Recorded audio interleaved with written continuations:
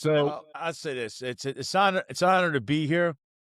I think I should have been on here sooner, but you have been on my show, right? And yes, this is reciprocal. I'm definitely coming on your show. I said I would come on, so here I am. And your story, although it's your story, whereas others like to say things about you where I don't believe him, your story sounds very similar to things that I have come across with this police department. And I remember in my time, and I'll say this, when I was still working, there were some that had some things to say about you, the Joe Cop crowd, right? But in the end, Joe Cop never looks at things. They always look at it because they're gatekeepers. Nobody wants the dirty yeah, laundry aired. They don't want things exposed because that's like in wrestling, they call that airing out, exposing the business. But if you don't do this, if we don't expose what's going on and airing out dirty laundry, so to speak, it's never going to change the culture. Because if people would have backed you up in your day, you wouldn't, what happened to you would have never happened. Because what is yeah, it that you weren't and telling the truth? You were telling the truth, but they said you weren't. And they turned this whole thing on you, right? And they had no yeah, problem doing what they did to you. And then they act like, oh, well, he's an undesirable. And that's what the NYPD looks at you as. And that's how they discard people. yeah. So what happened is, most of the disgruntled people are people that I got in trouble or I was investigating, right? And Yeah, figures. a lot of the cops that are disgruntled and I investigated have connections. They know people, right? And that's why they're able to spread this stigma of me, you know, quicker than other people. And with good reason, right? Because they know more people because you need to know more people in order to do the stuff that you're doing.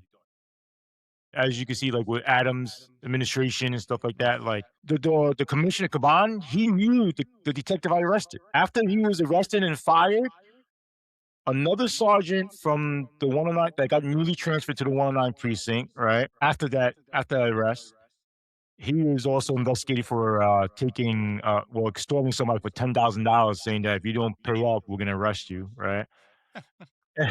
He took Caban to the detective's restaurant to eat and drink for free. You know what I'm saying? And he drank and toasted with the guy and had drinks with him and stuff like that.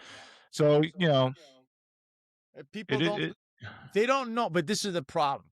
If this it stuff isn't aired out, stuff that people are like, oh, you're like TMZ, you're doing this. No, no, no, no. This was stuff that the NYPD and yeah, DCPI, and especially under the soccer mom, the illustrious police commissioner, Jessica Tisch, the soccer mom. That's her real name to everyone out there, folks. Because of that, they've been catching and killing stories for yeah, decades. These are things that you never heard of that happened because they were killing the stories. So when somebody takes a slapjack and beats someone who's in handcuffs and thinks that's funny and's been doing it for decades and then retired, and all of a sudden we're saying, you can't hit someone in handcuffs, but they did it. They don't want you talking about it because they don't want yeah, anyone to talk about what they did, because what yeah, they did is a crime. So, you're right, not supposed to take people and put them in handcuffs and beat them with a slapjack or yeah, your nightstick.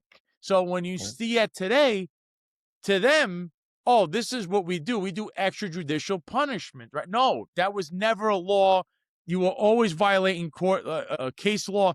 Now, being the day and age of social media, where DCPI cannot catch and kill stories anymore, they could stop the legacy media. They can't stop a guy like me. They can't stop a guy like Steve. So when things go out into social media, it's, oh no, and there's panic. There's people with cameras.